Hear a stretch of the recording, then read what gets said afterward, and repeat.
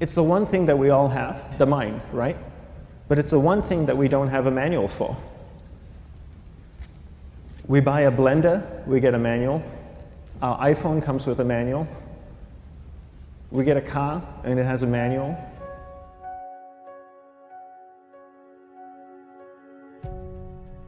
Nobody teaches you how to use the mind. There's no manual for the mind. So this, I think, is one of the most essential things in making progress in our life, is really understanding how our mind works. It's the one thing that we have to live with 24 hours a day, 7 days a week.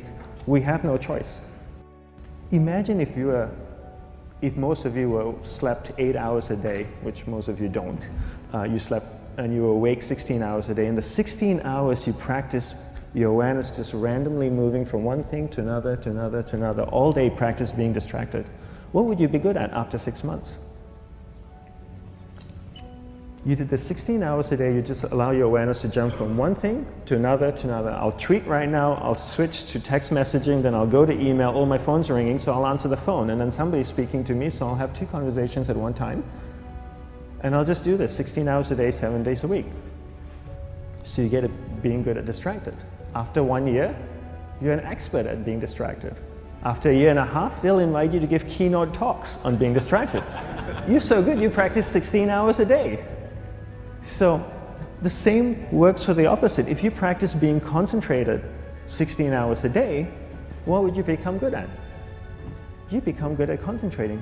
And all it takes is practice. By just doing one thing at a time. Keeping your awareness on one thing at a time. And you integrate this into everything that you do in your life.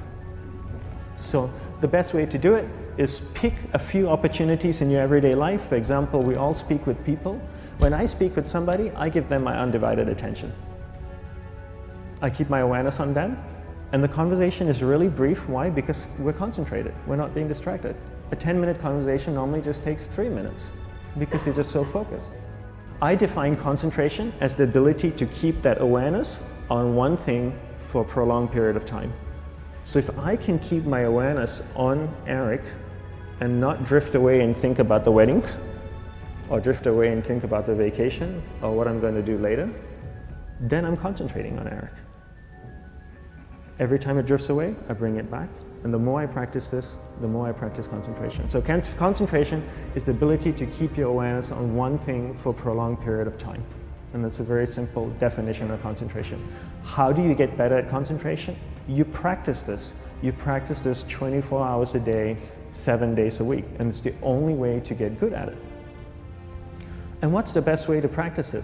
The best way to practice it is to integrate it into everything that you do in your life. Not to meditate 10 minutes in the morning. It doesn't work. You really need to look at your life the same way a sprinter in the Olympics looks at his life. You've all heard of Usain Bolt, the man that won the gold medal twice, 2 Olympics in a row, broke the world record. I don't know anything about him, to be honest. But if I was looked at him, he obviously sprints, he practices running, probably does a lot of long distance, he probably does a lot of stretching as well, I'm sure he gets massages. He looks like he eats the right kind of food. Drinks the right amount of water, takes vitamins. His whole day is so disciplined. For what? To prepare him for 9.57 seconds. I think that's what the world record is, right? For 100 meters, 9.5 or 9.57 seconds. His whole day is preparing him for that short time, not the other way around. A lot of people say, you know what, I need to be more concentrated. So you know what, I'm going to meditate in the morning, I'll sit down for 2 minutes. Okay, now I'm Zen master. And the remaining 23 hours and 58 minutes, they just go about being ordinary and crazy. How does that work? How would you change? It's not balanced at all. So if for 23 hours and 58 minutes you were not being concentrated, you allowed your awareness to jump from one thing in your mind to another thing, to another thing, to another thing, to another thing, in an uncontrolled way, what would you be good at? And out of a prolonged concentration comes the wonderful power of observation. You just become more observant, and when you become more observant, you see solutions quicker and you solve things quicker. And it's a wonderful, powerful feeling when somebody is concentrated on you and not being distracted. So the best way is to integrate it into your everyday life. You're speaking with your spouse, give her or give him your undivided attention. So develop your awareness, integrate it into everything that you do in your life. And that's the best way you become good at. The next thing we need to develop is develop your will. Will is really important. Will is almost like a muscle in your mind, and you use that to pull and control your awareness and take it from one area of the mind to another. And the will needs to be developed, and same like concentration, if you don't cultivate the will, it doesn't grow. And this is something that really needs to be cultivated. How do you develop the will? There are 3 very simple ways to develop the will.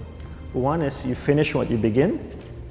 2 is you finish it well beyond your expectation, no matter how long it takes.